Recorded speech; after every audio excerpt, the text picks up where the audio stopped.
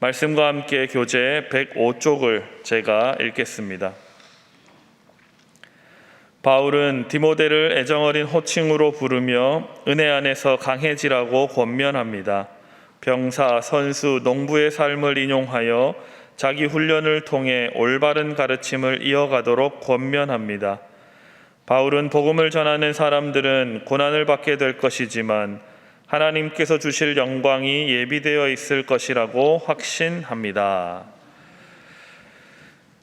어제부터 우리가 읽고 있는 이 디모데후서는 바울이 자기의 영적인 아들 디모데에게 복음을 위해 헌신하고 수고하는 삶을 포기하지 않도록 아주 개인적으로 권면하고 있는 내용입니다. 오늘 우리가 읽은 디모데후서 2장에서 하나님께서 오늘 우리에게 주시는 기도 제목 2가지를 함께 생각해 보도록 하겠습니다. 먼저 첫 번째로는 주님 안에 있는 은혜를 다시 경험하게 하여 주옵소서라고 기도해야 합니다. 주님 안에 있는 은혜로 강하고 담대하게 하여 주옵소서 기도하는 오늘 하루 되시기 바랍니다. 우리 오늘 본문 1절 말씀을 함께 다시 한번 읽어보도록 하겠습니다. 1절 말씀입니다. 시작. 내 아들아, 그러므로 너는 그리스도 예수 안에 있는 은혜 가운데서 강하고. 아멘. 우리가 잘 아는 것처럼 사도 바울은 원래 주님 안에 있는 은혜를 모르던 사람이었습니다. 자기 의가 충만한 사람, 자기 확신이 가득한 사람이었습니다. 그래서 굳이 누구의 도움과 보살핌이 필요 없는 사람이었습니다. 자신감이 넘치고 당당한 태도로 유대교의 특심한 자로 살았던 자였습니다.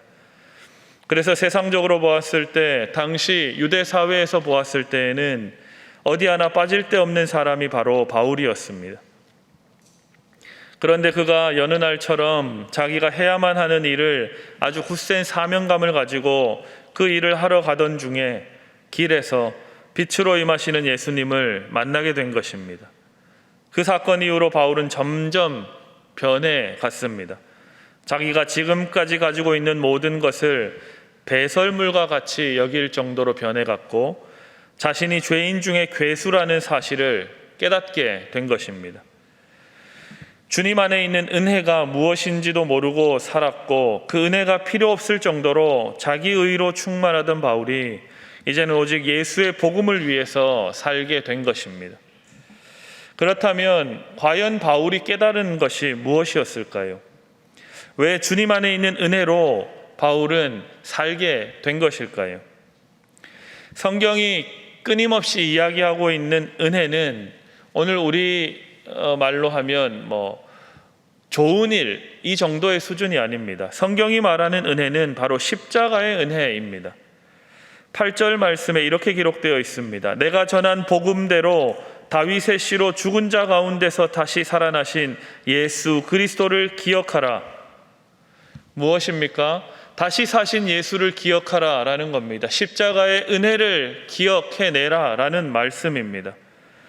또한 바울이 깨달은 것은 그 십자가 은혜로 말미암는 구원에 관한 은혜였습니다.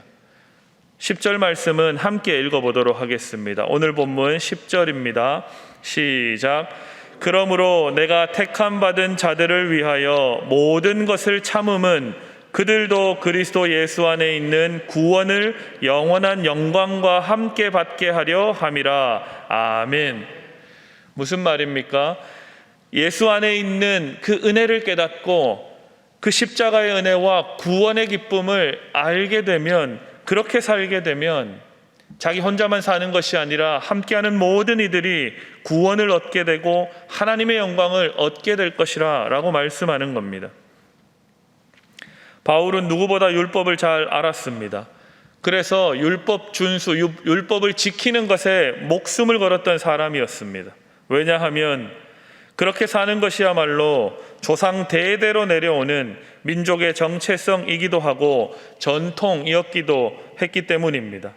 그래서 율법 자체를 수호하고 지키고 이를 어기는 동족들을 찾아다니며 훈계하고 가두는 일에 누구보다 열심일 수밖에 없었습니다. 아주 당연한 일이죠. 당시 유대 사회를 지배하고 있던 율법, 그 율법을 열심히 지키는 것, 그렇게 최선을 다해서 살았던 사람이 바울입니다. 그런데 예수님을 만난 후 바울은 그 율법에 담긴 하나님의 뜻과 하나님의 마음을 깨닫기 시작한 겁니다. 율법이 달라진 것이 아닙니다. 이전에는 율법 자체를 지키기 위해서 최선을 다해서 그 전통을 수호하려고 했는데, 예수님을 만나고 나니 그 율법을 만들어주신 하나님의 뜻이 무엇인지, 하나님의 마음이 무엇인지를 더 깊이 이해하고 깨닫게 된 것입니다. 그래서 율법 자체의 효력이 있어서 하나님께서 우리의 민족을 지켜주신 것이 아니라, 율법에 담긴 하나님의 뜻과 마음이 하나님의 인도하심과 지켜 보호하여 주시는 은혜가 자기 자신과 자기 민족을 지탱하고 있었음을 알게 된 것입니다. 그래서 율법 수호가 아닌 주님 안에 있는 은혜와 구원을 위해서 기쁨으로 고난당하는 삶을 살아가게 된 것입니다. 자기만 율법을 지켜서 사는 삶이 아니라 이제는 그 율법이 가르치고 있는 하나님의 은혜가 무엇인지를 전파하며 온 민족이 함께 구원을 받도록 살아가는 것입니다. 우리도 하나님을 만나면 이러한 놀라운 은혜를 경험하게 됩니다. 주님의 은혜 바깥에 있을 때에는 교회 다니는 사람들을 보면 그 사람들의 신앙생활하는 모습을 보며 저 사람들이 너무 과한 것 아닌가 불편한 시선과 마음이 들기도 합니다.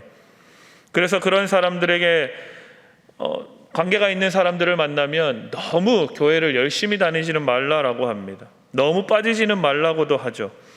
심지어 교회 다니는 자녀들에게는 너무 심하게 믿지는 말라고 합니다. 가볍게 다니라고 이야기를 하죠. 저도 부모님이 그런 이야기를 저에게 하셨습니다. 아버지가 장로님이시고 어머니가 권사님이신데도 너무 그렇게 고3 때는 열심히 안 해도 된다, 뭐 이런 말씀을 하셨습니다. 아직 주님 안에 있는 은혜를 깊이 맛보지 못했기 때문에 그런 말을 하는 겁니다. 하나님의 은혜를 깊이 경험하면, 주님 안에 있는 그 십자가의 은혜와 구원의 기쁨을 경험하게 되면 가볍게 다닐 수가 없습니다. 그 하나님의 복음에 따라 그 이야기를 함께 나누며 함께 하는 동료들과 동역자들과 성도들과 함께 이 구원의 기쁨을 나눌 수밖에 없는 삶을 살아가게 됩니다. 예수님을 만나면, 나를 위해 십자가에 달리신 그 사랑을 깨닫게 되면 이 땅에서 잘 되기 위해서, 세상적인 성공만을 위해서가 아니라 오직 하나님을 위해서, 그 하나님 나라를 위해서 살고 싶어집니다. 그래서 기도하게 되고, 그래서 말씀을 통해 주님 안에 있는 십자가 은혜를 더 깊이 묵상하게 됩니다. 주님 안에 있는 구원의 즐거움을 나뿐만 아니라 함께 누려가고 싶은 마음이 막 마음 가운데 샘솟습니다. 이러한 사람을 성경은 성령 충만한 사람이라고 합니다. 이러한 성령 충만한 사람은 고난이 찾아와도, 슬픔이 찾아와도 크게 흔들리거나 낙심하지 않습니다. 오히려 함께 하시는 주님과 그 고난의 산을 묵묵히 넘어갑니다. 주님과 함께 슬픔을 온전히 겪어냅니다. 하지만 주님의 은혜를 깨닫지 못한 사람들은 고난이 찾아오면 피할 방법을 찾느라 분주합니다. 어떻게든 내게 다가오는 고난을 맞이하지 않기 위해서 이 사람 저 사람을 찾아 도움을 요청하기 바쁩니다. 뿐만 아니라 인생에 슬픔이 찾아오면 그 슬픔을 없는 것처럼 여기기 위해서, 잊어버리기 위해서 대체품들을 찾습니다. 예를 들면 술을 진탕 마시거나 슬픔을 잊기 위해서 다른 무언가에 깊이 아주 중독적으로 몰두합니다. 그것은 운동일 수도 있고 여행일 수도 있고 심지어 종교적인 무엇일 수도 있습니다. 그런데 열심히 하는 사람들을 보고 사람들은 성실하다 합니다. 그 안에 주님이 주신 은혜가 없는데 말입니다. 해결이 되지 않습니다. 오직 주님 안에 있는 은혜를 경험하고 그 구원의 반석 위에 강하고 담대하게 서 있는 사람은 고난이 오나 슬픔이 오나 피하지 않습니다. 주님이 함께 하실 것을 알기 때문에 그렇습니다. 함께 하시는 주님과 묵묵히 그 고난을 맞이하며 통과해가고 슬픔의 산을 넘어갑니다. 그리고 이 일에 동참하는 사람들을 찾아내서 함께 울며 웃으며 살아가게 되는 겁니다. 이것이 신앙생활이고 이것이 하나님께서 이 땅에 하나님의 교회를, 주님의 몸된 교회를 세우신 이유이자 목적인 것입니다. 주님 안에 있는 십자가 은혜를 다시 경험하고 구원의 기쁨을 새롭게 경험하시는 성도 여러분들 다 되시기를 주님의 이름으로 축복합니다. 아멘. 두 번째로는 미쁘신 주님을 닮아서 나도 미쁘게 살게 해 주십시오라고 기도해야겠습니다. 미쁘다라는 것은 믿음직하다라는 말입니다. 그러니 믿을 만한 주님을 따라서 나도 주님 닮아 살게 해 주십시오라고 기도해야 합니다. 여러분에게 묻겠습니다. 여러분 하나님 믿으십니까? 아멘. 하나님을 믿는 사람은 다시 말하자면 하나님의 말씀을 믿는 사람입니다. 우리가 보이지 않는 하나님을 어떻게 믿겠습니까? 하나님이 우리에게 주신 이 계시된 말씀, 성경 말씀을 믿는 사람입니다. 뿐만 아니라 이 성경 말씀을 통해서 하나님이 어떤 분이신지를 우리에게 가르쳐 주실 때 그 하나님을, 그 예수님을 닮아 살아가는 사람들이 하나님 믿는 사람입니다. 그저 주일마다 교회 예배를 드린다고 해서 하나님을 믿는 것이 아니라 하나님의 말씀에 의지해서 하나님의 말씀이 가르치는 것, 깨닫는 은혜대로 살아가는 사람이 하나님을 믿는 성도들인 것입니다. 하나님과 우리는 그래서 언약 관계 안에 있습니다. 계약을 맺었다는 것이죠. 창조주 하나님과 피조물인 우리가 어떤 약속을 맺었다는 겁니다. 그 계약이 유지되려면 양쪽에서 계약의 내용을 성실하게 지켜야 합니다. 계약의 내용이 무엇인가 하니 하나님은 어느 때나 우리의 보호자 하나님이 되시고 우리는 하나님께서 돌보시는 백성, 하나님의 사랑하는 자녀가 되는 계약입니다. 하나님을 믿는 사람들은 이 계약을 세례를 통해서 하나님과 사람들 앞에 확증합니다. 여러분 다 세례 받으셨죠? 이미 그러면 하나님과 계약 관계 안에 들어선 겁니다. 그 계약을 지키셔야 하는 것이죠. 여러분 잘 아는 것처럼 계약은 신뢰를 기반으로 합니다. 서로를 믿을 수 있어야 하죠. 그러면 우리가 계약의 당사자 된 양쪽을 한번 생각해 보겠습니다. 먼저 하나님 쪽입니다. 하나님께서는 이 계약에 아주 신실하십니다. 뿐만 아니라 계약의 상대방인 우리를 계속해서 믿어주고 계십니다. 끊임없이 기회를 주시고 또 주시는 것만 봐도 알 수 있습니다. 그래서 오늘 우리가 읽었던 본문 13절에는 이렇게 기록합니다. 우리는 미쁨이 없을지라도 주는 항상 미쁘시니, 우리는 믿을만 하지 않지만 하나님은 믿을만 한 분이니 라고 말씀하는 것이죠. 말뿐만이 아니라 성경 전체에서 하나님께서 이 계약을 깨뜨린 적은 한 번도 없습니다. 심지어 이 계약의 담보물로 가장 소중하고 귀한 아들 예수님까지 내어주셨습니다. 이 계약을 하나님 입장에서 얼마나 귀하고 중요하게 여기는지 우리는 알 수 있습니다. 그러면 이번엔 두 번째로 우리 쪽을 한번 살펴보겠습니다. 어떻습니까? 굳이 멀리 가지 않아도 됩니다. 성경의 이 역사 범위 안에서만 봐도 끊임없이 하나님을 믿지 못하고 먼저 약속을 깨뜨리고 심지어 이중계약을 맺습니다. 이중계약이 무엇이죠? 하나님과도 계약을 맺고 세상의 우상들과도 계약을 맺는 겁니다. 하나님을 믿고 동시에 우상을 섬기며 살아가는 것이죠.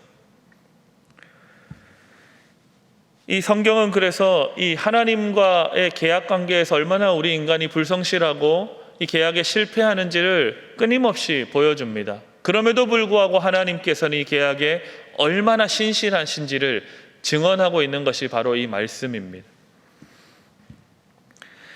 요즘 우리의 삶을 돌아보면 어떻습니까? 하나님을 믿고 동시에 권력과 돈과 명예라는 우상과 이중계약을 맺습니다. 하나님 입장에서는 계약을 파기해도 책임질 일이 없으실 겁니다. 우리가 먼저 약속을 어겼기 때문입니다. 그래서 12절 후반부에 보면 이렇게 기록되어 있습니다. 우리가 주를 부인하면 주도 우리를 부인하실 것이라. 예수님께서도 이런 말씀하신 적이 있습니다. 너희가 사람들 앞에 나를 모른다라고 하면 나도 하나님 앞에 가서 너희를 모른다라고 하겠다라고 말씀하신 겁니다. 참 두려운 말씀입니다. 그런데 우리 하나님 그렇게 안 하실 겁니다. 왜냐하면 성경을 보니까 우리를 끝까지 포기하지 않으시더라고요. 일종의 귀여운 협박 정도라고 볼 수 있겠습니다. 하지만 우리는 이것을 아주 엄중하게 받아들여야 합니다. 그래서 우리는 미쁘신 주님, 신뢰할 만한 주님을 닮아서 나도 하나님 보시기에 미쁜 신뢰할 만한 사람으로 살게 해주십시오 라고 기도해야 하는 겁니다. 매일매일 하나님 앞에 나와서 하나님, 내가 그렇게 살지 못했던 것들을 회개합니다. 오늘 하루를 살아갈 때는 다시금 하나님만을 신뢰하며 살아갈 수 있도록 도와주십시오 라고 도움을 요청하며 하나님 앞에 기도해야 하는 이유가 여기에 있습니다. 앞에서 이야기했던 것처럼 하나님은 결코 우리를 버리지 않으십니다.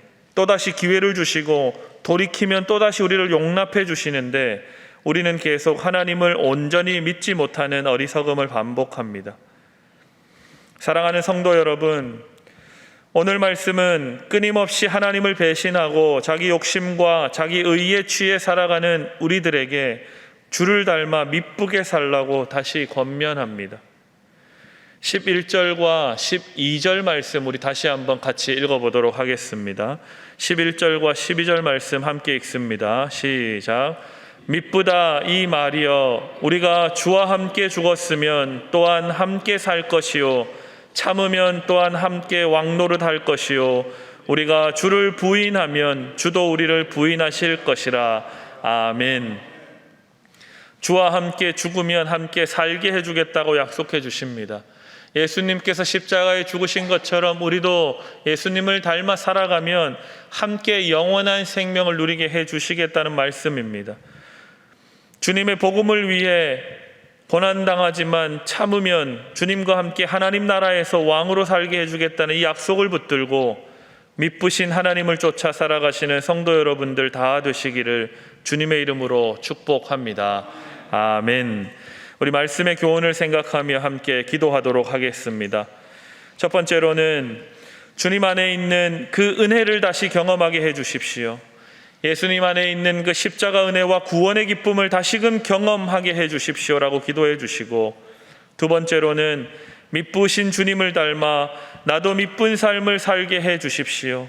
우리 하나님을 닮아 주와 함께 살고 주와 함께 죽는 그 인생 살게 인도해 주십시오라고 기도해 주시고, 마지막으로는 코로나19의 재확산의 위기가 하루빨리 진정되게 해주시고 교회가 먼저 이 일에 앞장서서 모범을 보이며 신뢰를 회복하게 하여 주옵소서 기도하시고, 또 자연재해로 인해 고통 중에 있는 온 피조 세계를 위해서 도움의 손길과 하나님의 온전한 회복이 있도록, 그리고 개인의 모든 기도 제목을 놓고 우리 다 같이 기도하시겠습니다. 주여 믿습니다. 주여 믿습니다. 주여 믿습니다.